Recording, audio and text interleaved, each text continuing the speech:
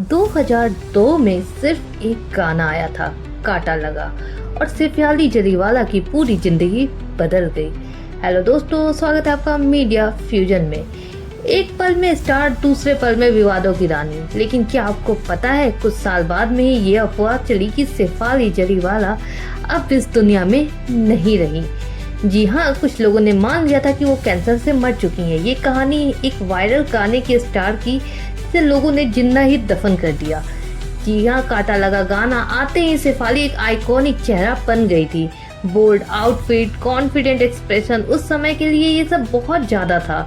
उन्हें item girl का tag मिला और लोगों ने उन्हें जज करने लगे। लोग उन्हें रोल मॉडल नहीं बल्कि प्रॉब्लम समझने लगे। कई स्कूलों में उनके पोस्टर तक बैन कर दिए गए। सोशल मीडिया उस समय नहीं था, लेकिन जजमेंट हर जगह था।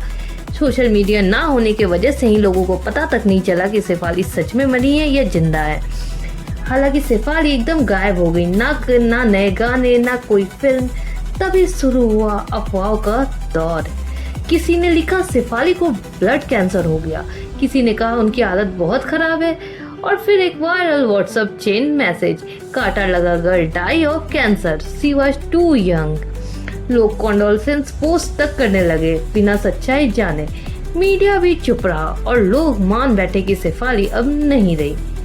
असलियत तो ये है कि शेफाली जिंदा थी, लेकिन अंदर से टूटी हुई थी। उन्हें कोई कैंसर नहीं था, बल्कि वो पर्सनल ट्रॉमा और मेंटल स्ट्रेस से गुजर रही थी।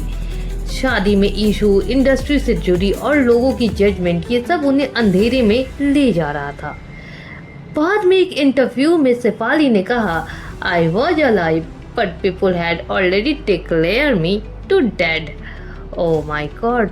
2019 में जब शेफाली बिग बॉस 13 में आई तो सब चौंक गए। लोग बोले, अरे ये तो जिंदा है।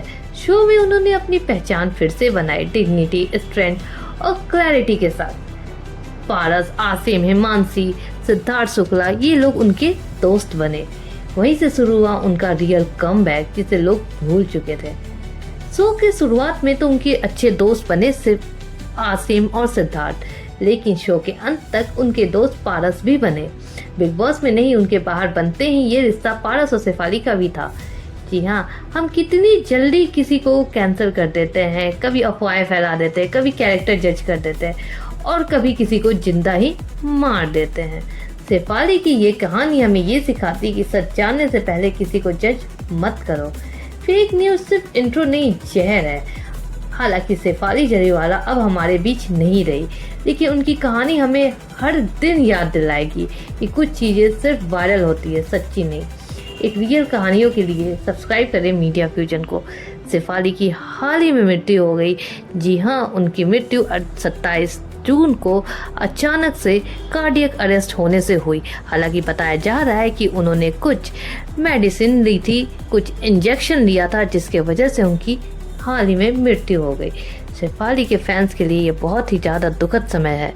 आप हमारे चैनल मीडिया फ्यूजन को सब्सक्राइब करना ना भूलें। Thank you.